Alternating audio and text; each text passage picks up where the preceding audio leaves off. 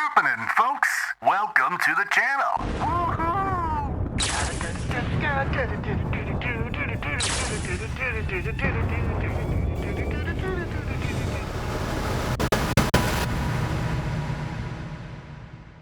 Happening, folks, and welcome to the channel. I have read Stephen King's short story, The Boogeyman. However, it's like 50 years old and it is so short, I doubt very much from the original story is even going to make it into the movie. While I am looking forward to seeing how they managed to turn a few pages into a full screenplay, I'm also, admittedly, getting pretty bored of Hollywood's constant reliance on Stephen King. A lot of his short stories and novels are brilliant. I am a fan of his writing, but they rarely translate well to the big screen, and that makes perfect sense given they're not supposed to, because they're books. But who knows? Maybe my trepidation is completely misplaced, and this particular Stephen King adaptation is going to be amazing.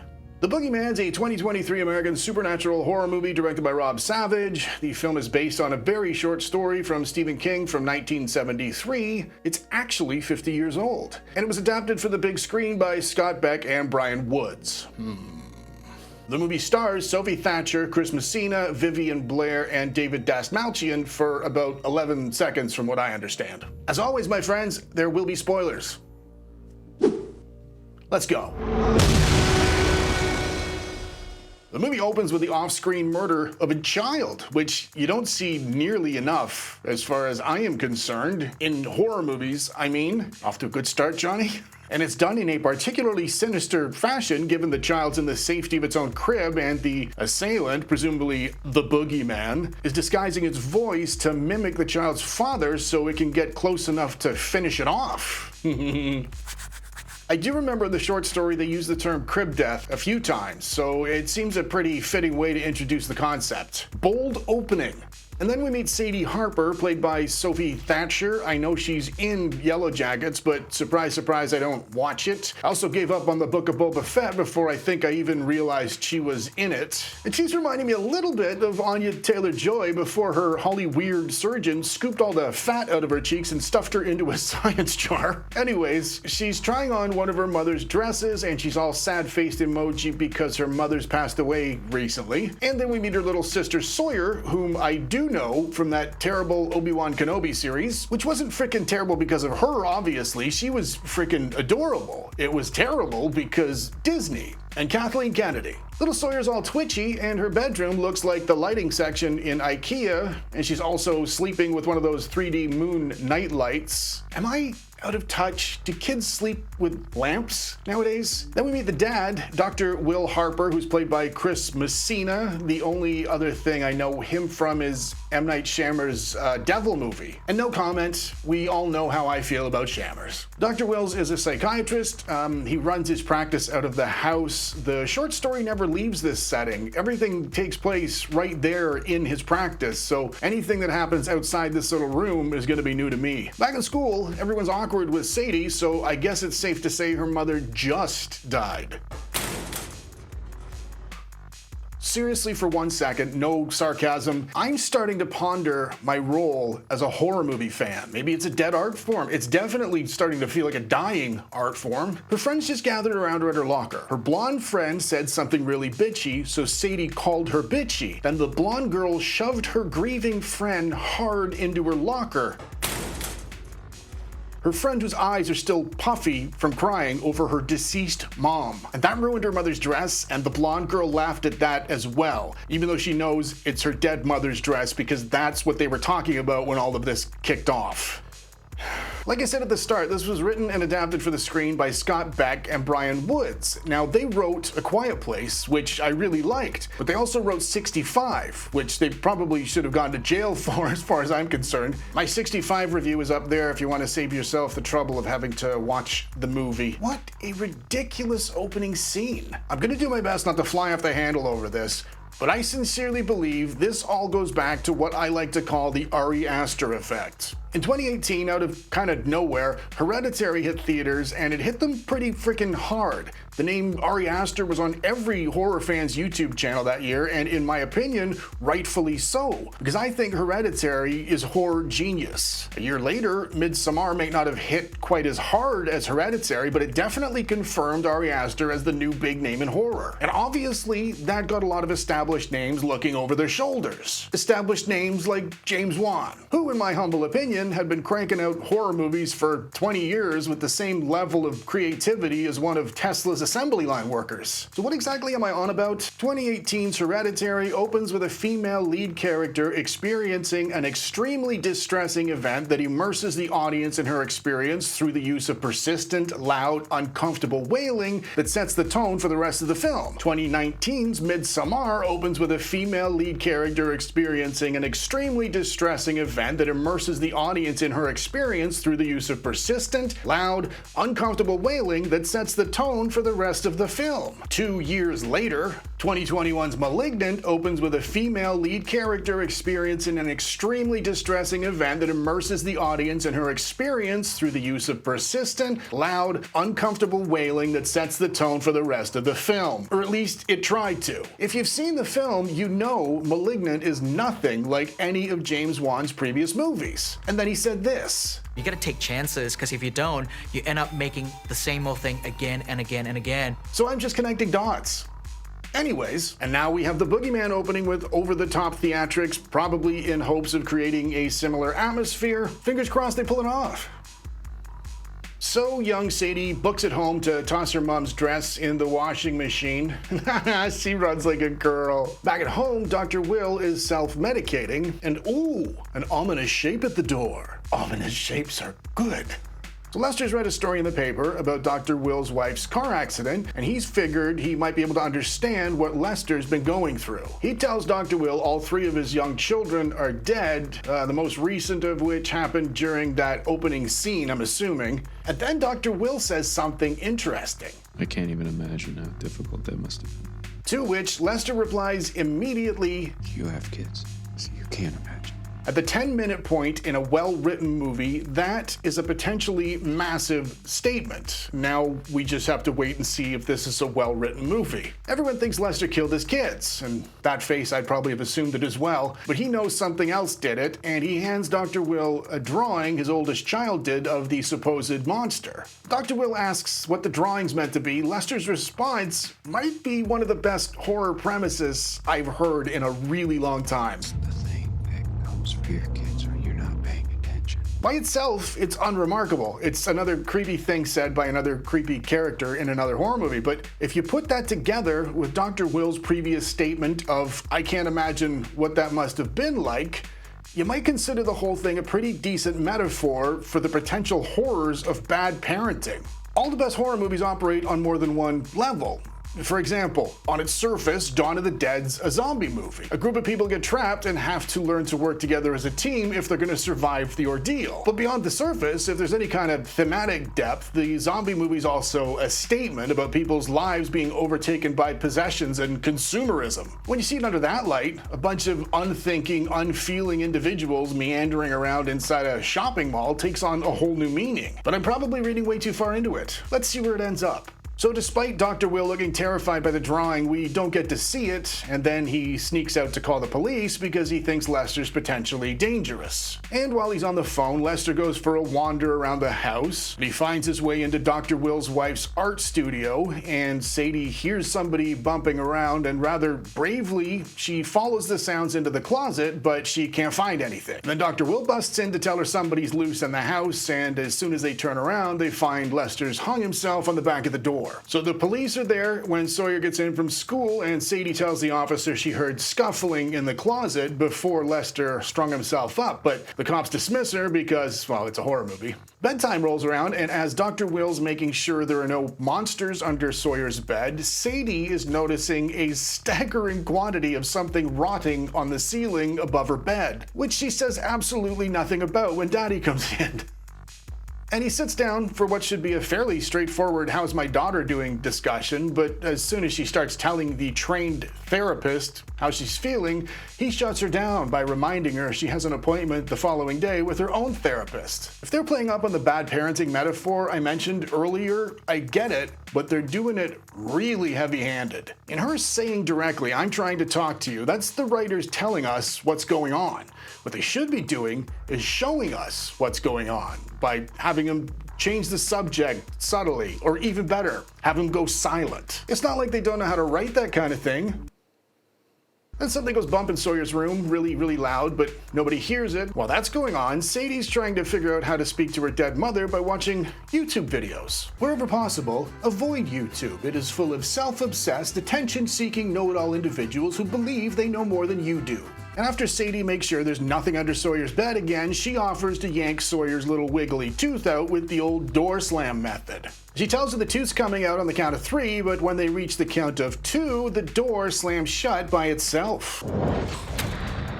In technical movie, film, horror school terms, that is what's known as a huge wasted opportunity. Remember the crib death in the opening scene? That's director Rob Savage making a statement, and the statement is, this movie will not obey traditional conventions in terms of who we will and will not protect. He primed us for this movie by telling us everybody's fair game, and then he put tiny little defenseless Sawyer in a chair with a string around her tooth, and right when he could have taken 5 of her teeth out at the gums, he neatly and cleanly extracts it. I mean, look at it. That's exactly how it would have looked if a dentist removed it. We in the audience have already granted him permission to hurt her. What do I mean by that? If you're still watching the movie after that opening scene, you're consenting to bad things happening to innocent people. And now that he's backed away from ripping her jaw out in this scene, I've either misread his opening statement or he didn't really mean it. The next day, Sawyer tags along to Sadie's therapy session, and Sawyer is suddenly acting like a 60-year-old tenured philosophy professor. I have a real problem when movies do that. It's not my fault, though. I have a certificate for a medical condition known as M. Night Shyamalanolitis. Sawyer tells the doctor she's been seeing a shadow monster around the house since Lester hung himself, so the doctor suggests exposure therapy, and this kicks off another scene from the trailer. This angle had a lot of potential because isolation is a huge thing in horror, obviously. You can create a sense of dread by physically isolating your characters by throwing them into a cabin in the woods or a research facility in Antarctica, but you can also isolate the character psychologically, and it's one thing to have an unseen, malevolent CGI monster pursuing a child. It's another thing entirely to force that child into a room with it, close the door behind them, and have her loved ones hold her in the dark with it. That could result in a loss of security and trust in loved ones, and for a young person, that is potentially some seriously scary shit. And that must have been another editing error. Sawyer just screamed the house down, and it hard cut to Sadie smiling for no apparent reason. Oops. Then Dr. Will has a quick chat with the therapist, and they're really overplaying his inability to help his kids through this. Then he storms out because she told him he can't avoid talking about his wife forever. This is starting to bug me. Conventionally, in terms of story structure, at around the 10 or 15 minute point, David Dastmalchian's character Lester says it's the thing that comes for your kids when you're not paying attention. That can be interpreted as a statement of the movie's theme, to steal Blake Snyder's terminologies directly, which basically tells us in the audience this is what this character is going to have to contend with if they want to come out on top at the end of the movie. And like I said at the start of the video, the idea of amplifying bad parenting to the point it becomes a literal physical CGI monster is a brilliant idea. But now that the story's moving along, that doesn't seem like an appropriate character flaw to saddle an accomplished psychiatrist with. And secondly, at this point in the story, I still don't know who the main character is. So we'll just wait some more. Back at home that night, Sadie sneaks into her dad's notes and has a listen to the recording of Lester's session, and while she's listening, she finds Lester's notebook tucked under the couch, which probably should have turned up when the police turned the place upside down given the circumstances, but nope. And back upstairs, Sawyer hears Sadie singing, so she goes out to her, clutching her handy moonlight, of course, and she kicks it up the hall, and if I'm honest, these dark shots are starting to feel really repetitive. Atmosphere is absolutely everything to a horror film. It doesn't matter what your monster looks like or how many liters of fake blood you use. If it doesn't have a dreadful, uneasy feeling to it, the movie's not going to succeed. And most movies fail to achieve the right atmosphere because the people making the movies fail to understand atmosphere comes from the setting and the lighting and the score and the camera angles and the dialogue and the costumes and the acting and the story itself. The Boogeyman, like a lot of modern horror movies, is lazy. Instead of developing every one of these elements, they cut corners and they combine setting with a loud blast of violins, and we end up watching dimly lit hallways and dark basement scenes over and over. Truly scary things don't have to happen in the dark, and putting something into the dark doesn't automatically make it scary. Sawyer assumes it was Sadie upstairs, so the 3'11" little girl goes down to the kitchen and kicks her sister up and down the floor, and that knocks Lester's notebook onto the ground, revealing the drawing of the Boogeyman. And it's the same thing Sawyer's been seeing, and that turns Sadie into Curious George. And now I'm totally confused as to who our main character is, which is a super weird problem to have 42 minutes into an hour-and-a-half long movie. The next day at school, Sadie goes to speak to her friend Bethany, and again, Natalie, the blonde one, insults her. And I can't, for the life of me, understand why they've cranked her behavior up so... Maybe she's the Boogeyman. Bethany drives Sadie around to Lester's old house after she got his address from her dad's records, and she breaks in, and the house is in a shambles. There are candles all around the place, and there's cameras going off in every room, and she recognizes the black rot from her own bedroom is everywhere. And eventually, she crosses paths with Lester's widow, Rita, played by Marin Ireland. If you haven't seen The Dark and the Wicked yet, I would highly recommend it. She was fantastic in it, and it's a very creepy story. As well as being Lester's widow, she's also playing the Oracle character. Most movies have one. They are written into the story to give the main character the information they'll need to accomplish whatever their goal is. Star Wars had Obi-Wan Kenobi, and The Matrix straight up called her the Oracle. And if she's the Oracle in this movie, that makes Sadie our main character. And that means all of my excitement over Lester's opening statement was probably for nothing. And after explaining Lester killed himself in her house, Rita tells her the shadow monster must have latched onto her because it goes after the hurt and the vulnerable. Then she info dumps its name and the fact it can replicate voices, it also needs the dark to hide in, and it's been around since the beginning of time, blah blah blah. And then, rather unfortunately but not surprisingly, she shifts into the stereotypical nutjob character when she fires her shotgun just past Sadie's head. So Sadie runs out to Bethany and tells her everything's totally fine, even though it isn't, and there's no motivation for her to lie. And when she gets home, she tells Sawyer she's totally fine too, and that monsters don't exist, which makes even less sense given she's gone Curious George in order to try and help Sawyer. And ooh, not a bad jump scare. I don't hate jump scares by any means. They serve a bunch of different purposes depending on the film and the specific scene, and when they're done right, they're a very potent tool.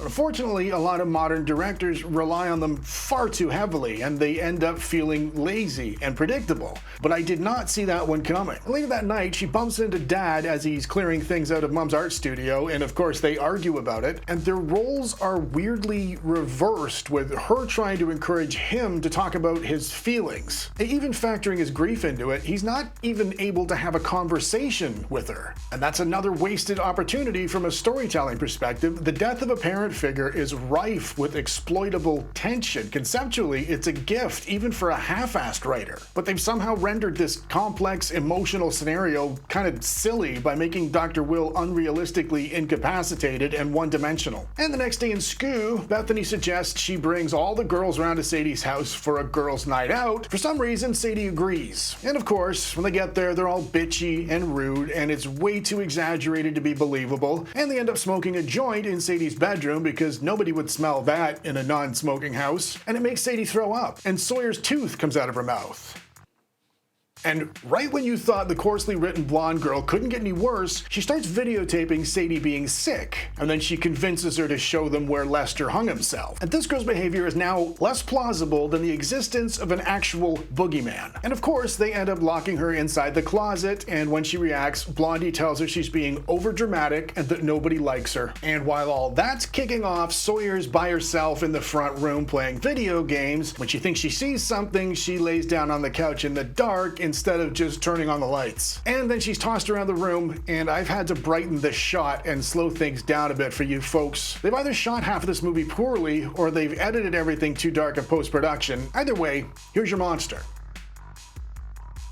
There's nothing wrong with the monster's appearance. It's kind of unique looking, actually, when you can see it. The problem is, it's got no real backstory or motivation. I mean, it's one thing to make a scary monster out of latex and have it lurking in the shadows, but that only counts for so much when you don't really know why it's doing the things it's doing.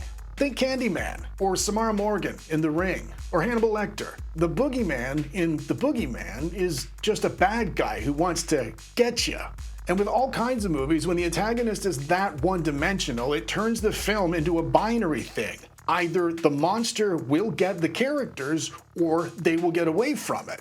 And that's literally all you're waiting to see. Sawyer ends up in the hospital, then Sadie ends up repeating Lester's exact lines to his children when he apologized on tape for not believing them about the Boogeyman. When Sadie tries telling her dad Dr. Will the monster's real, he points out she was high at the time, and that gives him another reason not only to avoid speaking to her, but to avoid doing anything in this fucking movie. I was sincerely excited by the prospect of this story being about a father reconnecting with his children when they needed him the most, both literally and figuratively. But they've written him completely into oblivion for some reason. It's like he doesn't exist anymore. Well over an hour into this story, and Lester's widow calls and tells Sadie she's figured out a way to fix everything. And for reasons only known to the writers, I suppose, Sadie goes back to the house, where she's promptly left out as bait for the monster. And as the Boogeyman gets closer, its monstrous wheezing grows in intensity and the candles flicker out, along with any hope I had of this story operating on a second deeper level. It is official. We have ourselves a half-assed monster in the house story. I'm sorry, folks. Why did Lester's widow need Sadie to come round to trap it? She could have done it entirely by herself, and she could have done it ages ago. Sadie phones home to warn everybody to get out because apparently the monster's hopping back and forth between locations now. But of course, she's too late. Daddy and Sawyer get dragged back inside by the Boogie Woogie. We see the Boogie Woogie! So our stand-in teenage main character by default hero heads home to save her daddy and little sister. For the record, my sarcasm's not in response to a young female character having to take over the lead. I mean, somebody had to do it. My issue is with the fact that we didn't know who the main character was until right now. And the movie's almost over. Final girls are as old as horror itself, and I'm a massive fan of Ellen Ripley and Sally Hardesty and the original Laurie Strode in the first Halloween. Just the first one. But you can't just hand the story to a character halfway through telling it. The final girl has to earn the title. Just like Fede Alvarez's version of Evil Dead from 2013. As per my own review, which did contain some of my best acting, I might say. You shouldn't have touched anything from that basement. She shouldn't be offering advice to anybody about anything. Said maybe how to find a vein between your toes in a poorly lit alleyway. It's not saying a lot. Mia survived the ordeal and came out the other side not just unscathed, but way better off than she started. She didn't earn the final girl title, everybody else did, but she was the last person alive. And for all its brilliant blood and guts and gore and well-shot footage, that movie feels weirdly incomplete at the end as a result. Which is what I suspect is going to happen here with the Boogeyman unless something miraculous sneaks in the back door in the dying minutes. And there's some more questionable editing with the footage reversed. And back in the basement, Dr. Will sits completely helpless and sniveling as his daughters fend off an actual monster with a Zippo and a spray can. To repeat, I have no issue with female lead characters in horror movies. Part of me actually prefers them because in a lot of cases it's tougher for them to overcome physical adversity, and that makes for a better story. But this man's leaning all of his weight onto his 3'10", 9-year-old traumatized daughter because his leg is injured. And after the kids save the day, they end the story with the family in a counseling session. You'd think they'd give the kids the entire hour on the couch, given they're still grieving their dead mother and they're still traumatized from the fact a strange man hung himself in their house and a scary monster has been trying to kill them for a week and their father did exactly nothing to protect them. But no, it's actually daddy doing all the talking about his feelings. And then they drop Hunka Hunka Burnin' Love by Elvis over the final credits, because why the fuck not?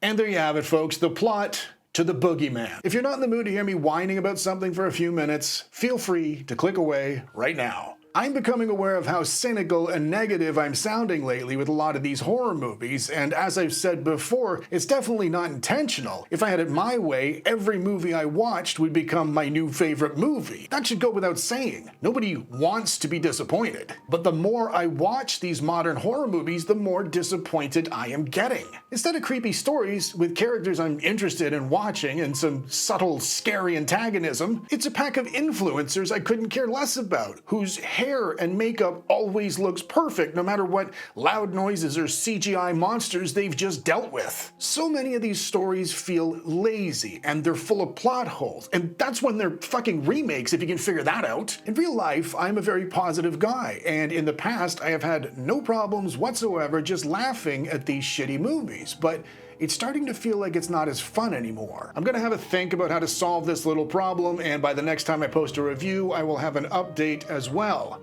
As always, thank you very much for watching the video, and until next time, folks.